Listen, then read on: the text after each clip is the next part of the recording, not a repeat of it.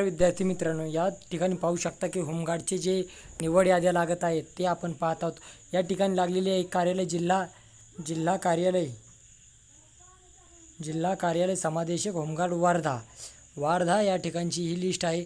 अधिसूचना पाहू शकता कशा पद्धतीने आहे। तर या ठिकाणी 23, 24, 26 ऑगस्ट रोजी पोलीस मुख्यालय वर्धा येथे नावनोंदणी प्रक्रिया राबविण्यात आली। सदर नावनोंदणीत वर्धा 85 RV 37 आणि हिंगणघाट 5 एकूण 127 होमगार्डचा अनुशेष पूर्ण करण्याकरिता निवड यादी व प्रतीक्षा यादी यासोबत जाहीर करण्यात येत आहे। सदर निवड प्रतीक्षा यादी या संकेतस्थळावर तसेच जिल्हा होमगार्ड कार्यालय सेवाग्राम रोड गोपुरी वर्धा पोलीस मुख्यालय वर्धा येथे प्रसिद्ध आहे।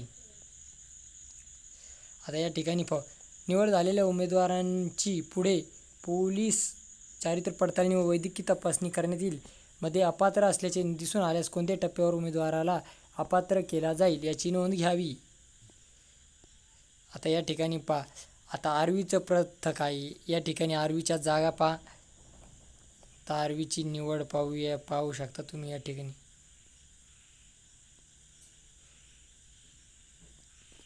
जवळ हे या ठिकाणचे जे कट ऑफ आहे तो लागलेला आहे 26 आणि खाली प्रतीक्षा यादी आहे। त्याच्यानंतर आहे हिंगणघाट 5 जागा 29।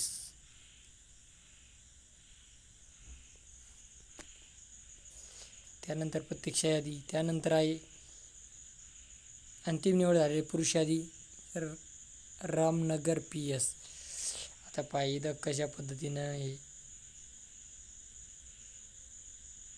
या जागा बऱ्याच होत्या त्यामुळे या ठिकाणचं पाहूया आपण। तरी पण हे 25 मार्काला लागलेलं आहे। 25 अशा पद्धतीनं हे या ठिकाणी सूचना यादी प्रतीक्षा यादी उमेदवारांना प्राप्त गुण वयाच्या ज्येष्ठतेच्या आधारे तयार झालेली आहे। होमगार्ड सदस्यत्वाकरिता वरील प्रमाणे पथक निहाय ज्येष्ठता अंतिम निवड यादी प्रसिद्ध करण्यात येत आहे। भविष्यात गैरहजर राहते त्याच्याऐवजी वरील प्रमाणे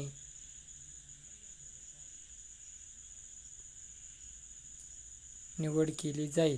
प्रतीक्षा यादी या यादीची प्रसिद्धीपासून 6 महिन्यांपर्यंत ठेवण्यात येईल। जे उमेदवार पोलीस व चारित्र्य पडताळणी व वैद्यकीय तपासणी अपात्र ठरतील त्यांचा कोणत्याही टप्प्यावर निवड रद्द केली जाईल।